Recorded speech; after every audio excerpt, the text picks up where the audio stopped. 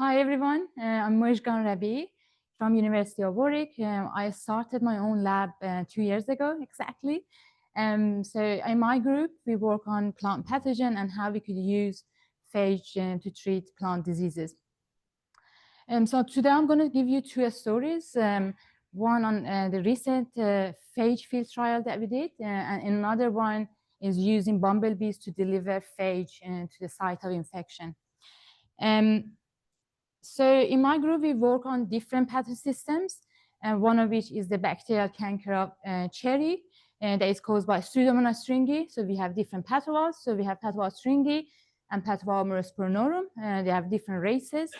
And if you look at this phylogeny tree, you can see that PSS and PSMs, they belong to different phylogroups, and they have their own strains in each phylogroup, and each phylogroup has their own pathogenicity and virulence, and that's why we call it a complex disease because of all this complexity. So this is a pathogen that is around all year round. So it could infect all parts of the trees. So you could see that it causes shot holes on the leaves. It could infect the flowers, and then it could cause these necrotic lesions on the fruit. And it could cause huge amount of oozing and bleeding from the trunk of the tree, that it feels that trees bleed to death. So currently there is no control measures. So the only method that farmers use to chop down the infected trees, and it's quite devastating for the farmers because this is their livelihood. So we try to use phage. I'm not going to go into details. It's just like to give you a background of what we have. So we've done loads of phage sampling. That we have a library of hundreds of phages. We characterize them. We've done lots of like killing curves assay. We know their stability at different temperatures. We genome sequence them. We know that the receptors they use, and we also know about PSS and PSMs because we also did lots of sampling of the pathogen itself, and we know the antiviral defense systems, and through that we also correlate that with the host range assays that we do in the lab. For example, this is like the 5 of the phages that we use. So you can see it on the x-axis, and on the y, you can see hundreds of the PSS and PSM strains. And you can see that these 5 phages almost can kill half of these 100 strains that we use. So they're quite effective. We do a lot of glasshouse trials. So we do lots of like planter, like leaf assays or the shoot assays. And one of which, like for example, here we infect the cherry woody tissues with the PSS, and then we use like a wound infection, and then we treat them with individual phages or the mixture of these 5 phages that I said, so they are favorite ones. And then we score the disease, and then we also check the CFU count of the bacteria population. So if you just look at the symptoms itself, so you can see that PSS causes that necrotic lesions or like the browning lesions. And this is a very short experiment, so they're actually 3 weeks. But if you use individual phages, for example, one of the phage could reduce the symptoms. But if you use the cocktail of these 5 phages, you can see that they almost clear the symptoms compared to the negative. So also if we do the colony count, like CFU counts, you can see that all phages reduce the bacteria population significantly compared to the control. So we do a lot of these experiments in the glass house. But so for the first time, we had the license to do the phage field trial in the UK. And so we were quite honored to do this. But we went to the field not knowing what to expect.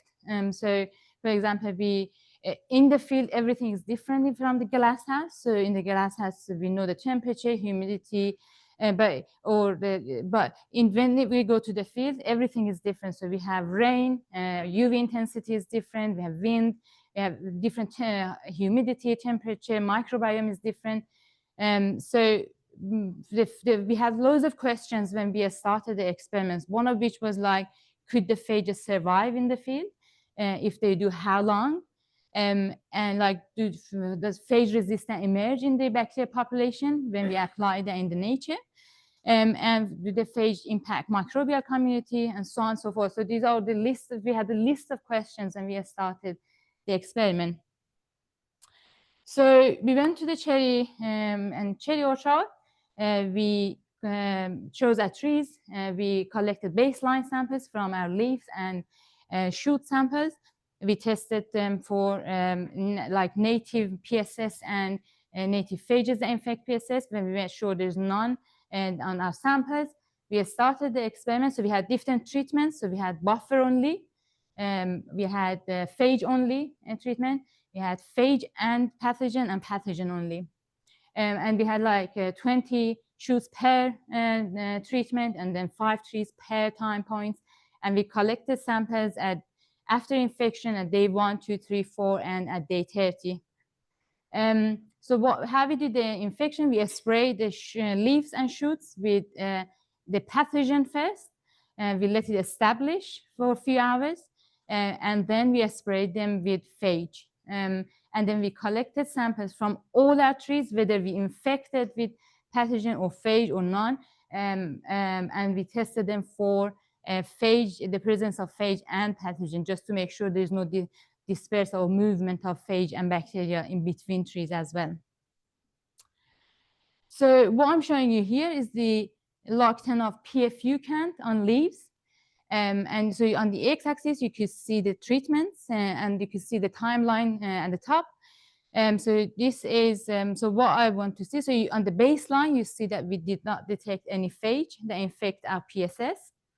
But what I want you to look into is that when we have the phage on its own, we could not detect the phage after 3 days after infection, like infecting the tree. So this is the phage only treatment. But when we infected the leaves with the PSS first and then with phage, we could detect the phage until the end of the experiment. So for the safety measures is very important for us, because when we talk to the farmers, one of the first questions of using phage in the mind is that the safety and how long phages could survive in the field if the pathogen is not there. So in that terms, we were confident that phages, if the host is not there, if the pathogen is not there, it means the phages cannot replicate. So in terms of whether phage resistant emerge in the bacterial population, what we usually do, in this case, we collected all the PSS from all the samples. We re-isolated our PSS, whether those were the PSS on their own or PSS when we applied with phage. And we challenged them again with the wild type phages to see whether wild type could kill. So if you look here, you can see that wild type phage could kill the PSS that we re-isolated from the from the field samples. So we usually do this because if resistant emerge in the bacteria population, so wild type phages should not be able to kill those. So we didn't see any resistance. We also genome sequenced this and compared this with the reference genome, and we didn't see any mutations happening as we see in the lab. We also did a lot of tests on impact on the bacterial fitness, for example, in the growth. We did lots of motility assays to see if they impact the motility of bacteria. In this case, is just checking the growth, and you can see that both PSS on their own and PSS that were treated with phage have the same growth. So we don't want to create a bug that could maybe move fast or grow faster or something. So it proves that phages didn't impact the fitness of our bacteria. We also did 16S and ITS amplicon sequencing of our samples. We wanted to see if phages impact the microbial community. But having in mind that when we use phage or any biocontrol, the whole purpose of this is to reduce the bacterial population to below a threshold that it can't cause any more damage, but we don't want to eradicate the pathogen because we don't want to open up the niche for the other microbes or pathogens to come in. So in this case, is the 16S sequencing from the samples of day 3 and day 30 in blue and red, and this is the alpha diversity. So in case of 16S and ITS, when we did the analysis, the time has the most important or most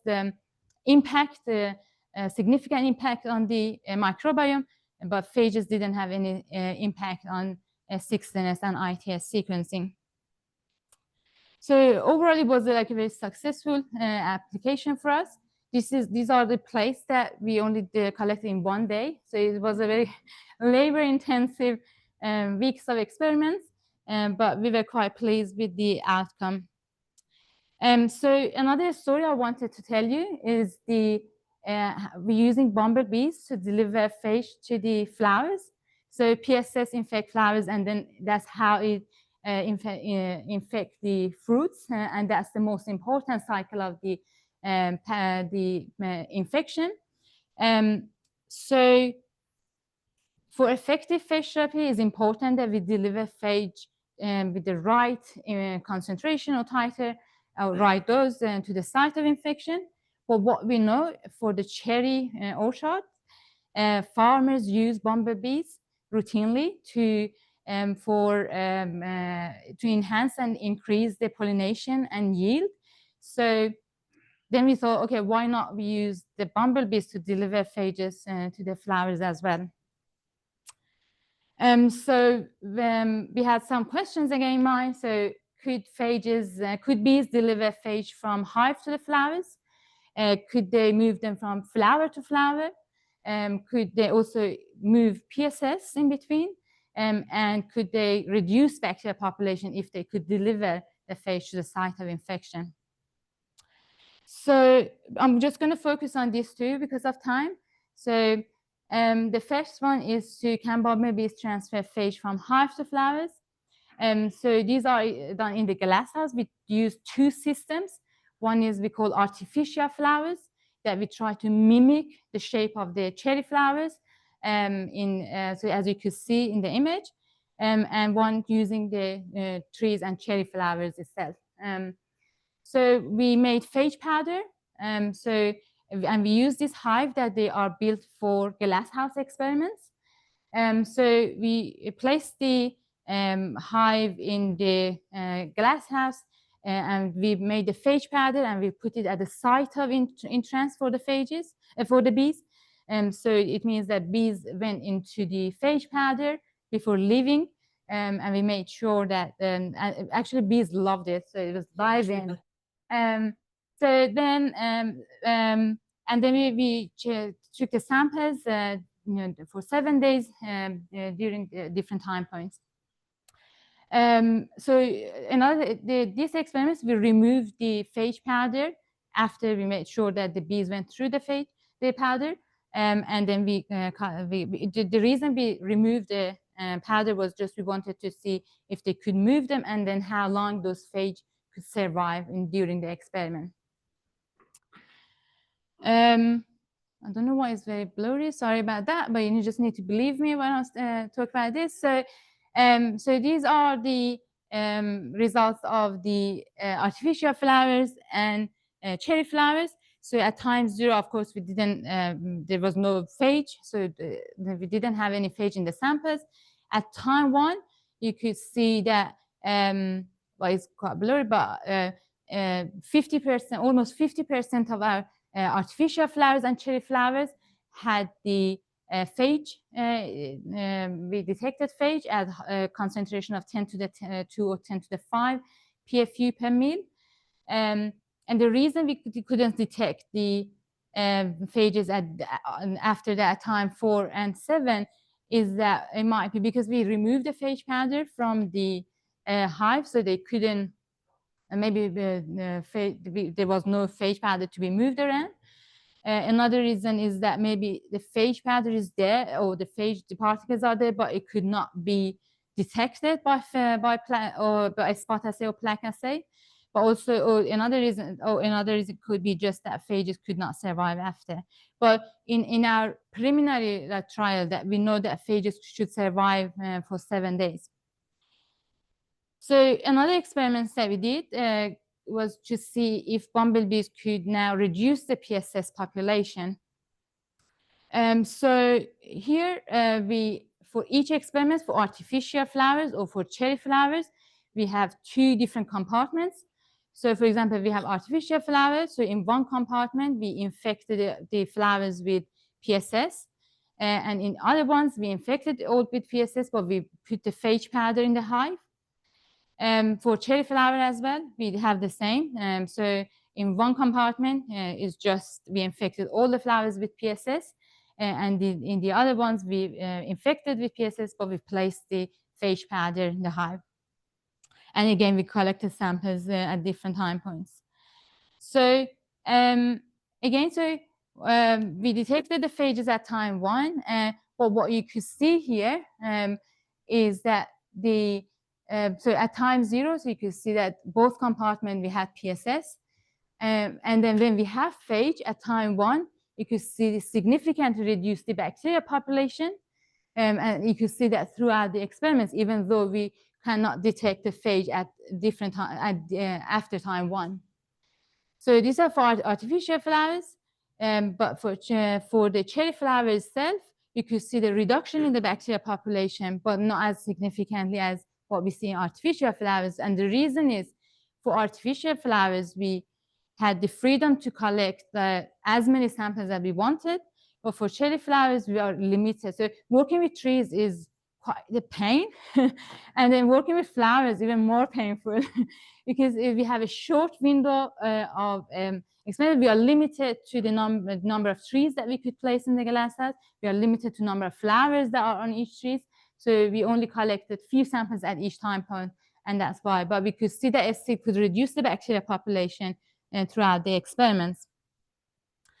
So just to wrap up, so for this bee experiment, we know that so bees could deliver phage to the site of infection. And another thing that we also collected the bees' bodies at the end of the experiment, and in the PSS plus phage compartment, we didn't detect any PSS on the bees' bodies. So it shows that also bees phages could break the cycle of PSS transmission. And it's important that we could use these existing agricultural practices to deliver phage and reduce the bacteria population. But having said that, we need to do a lot more experiments on this. We need to, so we are planning hopefully to do a field trial with this method, and hopefully we see the results. So just to say thank you to everyone involved in these projects, and the funders, and thanks to the team for doing the experiments. Thank you.